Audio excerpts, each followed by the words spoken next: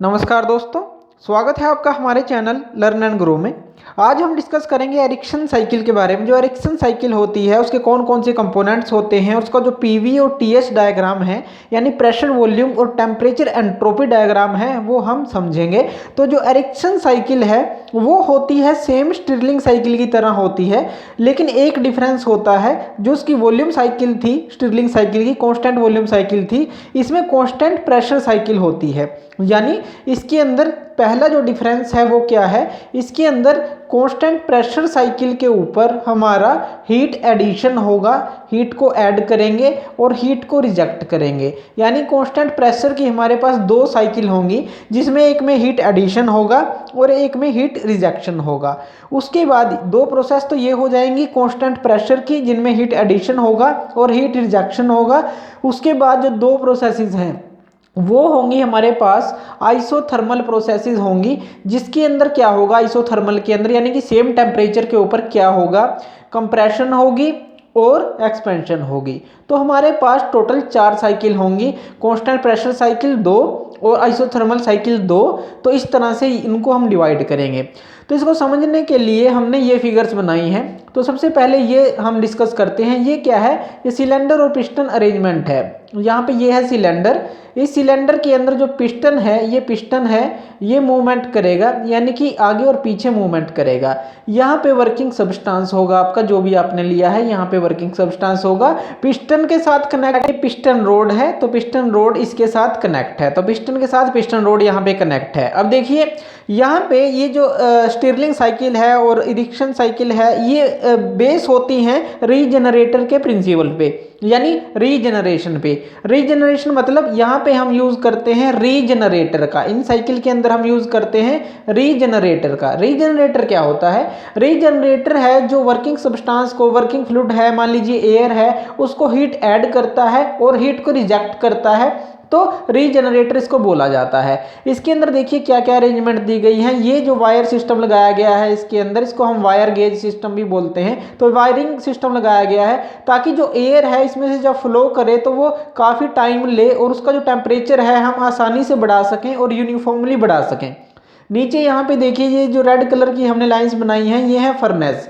तो फर्नेस के अंदर क्या करेंगे, कोई भी फ्यूल है, सॉलिड लिक्विड गैस, उसको बर्न करेंगे और हीट को पैदा करेंगे। और जो हीट पैदा होगी, यहाँ पे जो एयर है, यहाँ पे जो एयर ट्रैप्ड होगी, यहाँ पे वो हाई टेम्परेचर पे होगी। तो यहाँ पे जो एयर होगी वो हाई टेम्परेचर पे होगी। इसके ऊपर यहाँ पे ये जो अरेंजमेंट किया गया है ये कोल्ड वाटर के लिए है, यानी कि कोल्ड वाटर जो है वो सर्कुलेट करेगा, यहाँ से अंदर अरेंजमेंट होगा पाइपिंग का और यहाँ से वो आउट जाएगा। तो कोल्ड वाटर के लिए भी यहाँ पे सप्लाई दी गई है ताकि जो एयर है उसके टेम्परेचर को हम यहाँ पे लो कर सकें। तो यहाँ से हाई टेम्परेचर है, अगर यहाँ पे बात करें तो वो कम टेम्परेचर होगा अगर हम इससे कंपैरिजन करें। तो नीचे ज़्यादा है क्योंकि फर्नेस के पास है, ऊपर कम है क्योंकि वो कोल्ड वाटर की सप्लाई के पास है।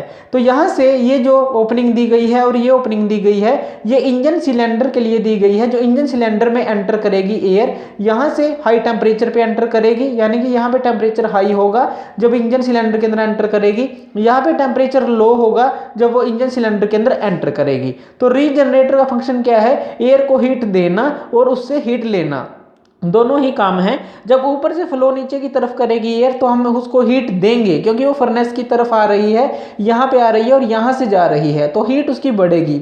जब नीचे से ऊपर की तरफ जाएगी तो उसकी हीट कम होगी और यहाँ से वो इंजन सिलेंडर में एंटर करेगी। तो ये हमें रीजनरेटर का जो फंक्शन है वो ध्यान रखना है। उसके बाद देखिए अब समझते हैं इसकी पीवी और टीएस डायग्राम को। देखिए सबसे पहले क्या होगा, सबसे पहले हम कोई पॉइंट मान लेते हैं, मान लीजिए यहाँ से हम साइकिल स्टार्ट करते हैं एक पॉइंट से और यहाँ पर हम मान लेते हैं कोई एक पॉइंट की, यहाँ से हम साइकिल स्टार्ट करते हैं 1 पॉइंट से। अब देखिए क्या होगा, हम ले लेते हैं जो फर्स्ट से 2 क्या होगा, यानी कि फर्स्ट से सेकंड क्या होगा, जो हमारा पिस्टन है वो इस तरफ मूव करे, अंदर की तरफ मूव करे। जब ये अंदर की तरफ मूव करेगा तो यहाँ पे जो वर्किंग सब्सटेंस है, जो वर्किंग फ्लूइड है वो कंप्रेस होगा। कंप्रेस होने से क्या होगा, उसका जो टेम्परेचर है और उसका जो प्रेशर है वो इंक्रीज होगा। तो प्रेशर और टेम्परेचर जब इंक्रीज होगा, हमने बात की थी आइसोथर्मल होगा, तो इसके अंदर क्या है, हम मानेंगे कि जो टेम्परेचर है वो कांस्टेंट रहेगा और प्रेशर उसका राइज होगा। तो ये अजम्पशन हम इसके अंदर मानेंगे। तो इसके अंदर क्या है, प्रेशर तो हमारा इंक्रीज होगा, यानी कि इस तरह की आपको साइकिल मिलेगी फर्स्ट से सेकंड पॉइंट पे प्रेशर इंक्रीज होगा, लेकिन आपका जो टेम्परेचर है, ये जो प्रोसेस है ये आइसोथर्मल प्रोसेस होगी। आप इसको लिख देंगे, ये आइसोथर्मल प्रोसेस है। तो आइसोथर्मल प्रोसेस होगी। अगर आप टीएस डायग्राम बनाएंगे तो 1 से 2 आपको मिलेगी, इस तरह से ये प्रोसेस मिलेगी 1 से 2, यानी कि जो कांस्टेंट टेम्परेचर जो प्रोसेस है वो आपको मिलेगी। तो आइसोथर्मल प्रोसेस है, कांस्टेंट टेम्परेचर प्रोसेस आपको मिलेगी। तो 1 से 2 आपने देख लिया कि प्रेशर इंक्रीज होगा, और यहाँ पे आपने एक सीधी लाइन लगा दी कि इसके अंदर जो कांस्टेंट ये टेम्परेचर रहेगा। अब देखिए 1 से 2 हुआ, तो 1 से 2 कंप्रेस हुई, इसका प्रेशर राइज हुआ और कांस्टेंट टेम्परेचर के ऊपर ये प्रोसेस हुई। उसके बाद क्या होगा, उसके बाद कंप्रेस होने के बाद इसको भेज दिया जाएगा रीजनरेटर के अंदर, यानी कि इसके अंदर इसको भेज दिया जाएगा। रीजनरेटर के अंदर जब ये ऊपर से आएगी, यानी कि ऊपर से इसको फ्लो किया जाएगा, जब ये हाई जो प्रेशर पे हो जाएगी तो इसको रीजनरेटर में भेजा जाएगा। रीजनरेटर में क्या होगा, यहाँ से ये फ्लो करेगी, ऊपर से नीचे की तरफ आएगी और यहाँ से उसके अंदर हीट एडिशन होगी। तो हीट एडिशन की हमने बात की थी कि वो कांस्टेंट प्रेशर पे होगी, ये भी हमने अजम्पशन ली है कि कांस्टेंट प्रेशर पे हीट एडिशन होगी, ये हम मान रहे हैं। तो कांस्टेंट प्रेशर जब ऊपर से नीचे की तरफ आएगी, उसके अंदर टेम्परेचर ऐड होगा और कांस्टेंट प्रेशर पे होगा। तो 2 से 3 एक सीधी लाइन आएगी, इस तरह की लाइन आएगी 2 से 3, यानी कि ये प्रेशर है इस तरफ, तो कांस्टेंट प्रेशर हीट एडिशन होगा। इस तरह से आप इस लाइन को दिखाएंगे। तो हमने क्या किया, कांस्टेंट प्रेशर पे हीट एडिशन किया, इसको रीजनरेटर पे भेज दिया। तो 2 से 3 आपने ये लाइन दिखा दी। और यहाँ पे अगर आप ये लाइन दिखाएंगे 2 से 3, वो कैसी आएगी, जब हीट एडिशन होगा, इस तरफ एंट्रोपी है तो एंट्रोपी भी इंक्रीज होगी और टेम्परेचर भी इंक्रीज होगा। तो इस तरह से ये लाइन आ जाएगी, इस तरह से लगभग ये लाइन आ जाएगी। तो 2 से 3 आपकी ये प्रोसेस बनेगी।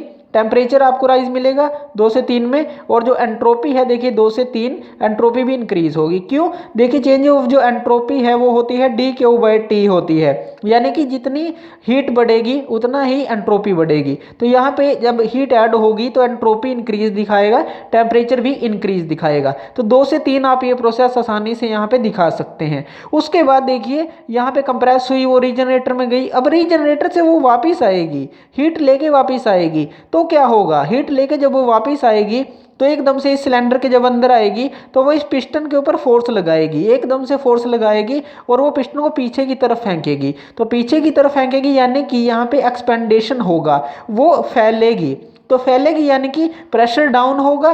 जो हमारी कांस्टेंट जो हमारा ये 1 से 2 प्रोसेस है इसकी बिल्कुल उल्टी होगी, यानी आइसोथर्मल प्रोसेस होगी।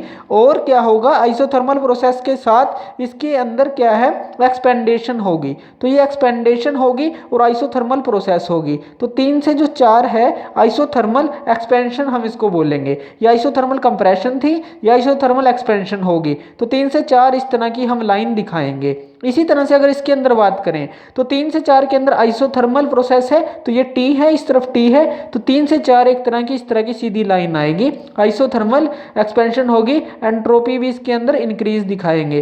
तो इसके अंदर आइसोथर्मल एक्सपेंशन हुई है क्योंकि यहाँ पे एकदम से वो पिस्टन में फोर्स लगाएगी और पिस्टन को पीछे की तरफ फेंकेगी। तो यहाँ पे क्या हुआ है, एक्सपेंशन हुआ है। तो ये हमने दिखा दिया, एक्सपेंशन के कारण प्रेशर डिक्रीज हुआ और हमने ये प्रोसेस मानी है आइसोथर्मल। तो आइसोथर्मल एक्सपेंशन हमने 3 से 4 दिखा दी। अब 4 से 1 यानी कि जब एक्सपेंशन हुआ, एक्सपेंशन होने के बाद उसको दोबारा से रीजनरेटर में भेजा जाएगा। जब यहाँ से एक्सपेंशन होने के बाद अब वो नीचे से ऊपर की तरफ फ्लो करेगी। जब वो नीचे से ऊपर की तरफ फ्लो करेगी तो यानी कि उसका जो टेम्परेचर है वो डाउन होगा और यहाँ से इंजन सिलेंडर में एंटर करेगी, यानी कि इसको भेजेंगे रीजनरेटर से और फिर रीजनरेटर से ये सिलेंडर में एंटर करेगी। तो 4 से 1 में क्या होगा, 4 से 1 ये प्रोसेस जो होगी ये बिल्कुल 2 से 3 की उल्टी होगी, यानी कि कांस्टेंट प्रेशर हीट रिजेक्शन होगी। इसके अंदर क्या था, हीट एडिशन हुई थी कांस्टेंट प्रेशर पे, यहाँ पे कांस्टेंट प्रेशर हीट रिजेक्शन हुई है क्योंकि देखिए नीचे टेम्परेचर ज़्यादा है और ऊपर कम है। तो ऊपर जाएगा, यहाँ पे वाटर कूलिंग सिस्टम लगा है उसको ठंडा करेगा, यानी कि हीट रिजेक्शन होगी। और हीट रिजेक्शन किस में होगी, कांस्टेंट प्रेशर में। तो कांस्टेंट प्रेशर हीट रिजेक्शन होगी। तो हमने वो यहाँ पे दिखा दी 4 से 1। तो 4 से 1 क्या हुआ, कांस्टेंट प्रेशर हीट रिजेक्शन हुई। इसी तरह से इसके अंदर क्या होगा, 2 से 3 की ये बिल्कुल उल्टी होगी, यानी कि इस तरह से ये प्रोसेस आएगी 4 से 1, जिसके अंदर हीट जब रिजेक्ट होगी तो एंट्रोपी भी देखिए कम हुई है, 4 से 1 पे आई है, और जो टेम्परेचर है वो भी कम हुआ है, क्योंकि जब हीट रिजेक्शन होगी तो हीट भी कम होगी, टेम्परेचर भी कम होगा और एंट्रोपी भी कम होगी। तो इस तरह से ये दिखाई गई है। उसके बाद ये इनिशियल पॉइंट 1 पे आ जाएगी और यहाँ से ये प्रोसेस दोबारा से इस तरह से चलती रहेगी और ये हमारी पूरी प्रोसेस जो है वो इस तरह से सर्कुलेट करती रहेगी। और पीवी और टीएस डायग्राम आप इसका आसानी से समझ सकते हैं। तो इसके अंदर क्या था, दो कांस्टेंट प्रेशर पे जो साइकिल थी हमारी, एक पे हीट एडिशन थी, एक पे हीट रिजेक्शन थी, और एक पे आइसोथर्मल कंप्रेशन था यानी कंप्रेस हुई, और एक पे एक्सपेंशन था। रीजनरेटर का यूज किया गया है हीट देने के लिए कांस्टेंट प्रेशर पे और हीट को निकालने के लिए कांस्टेंट प्रेशर पे।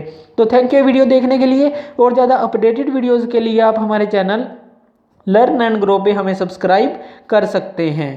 Thank you.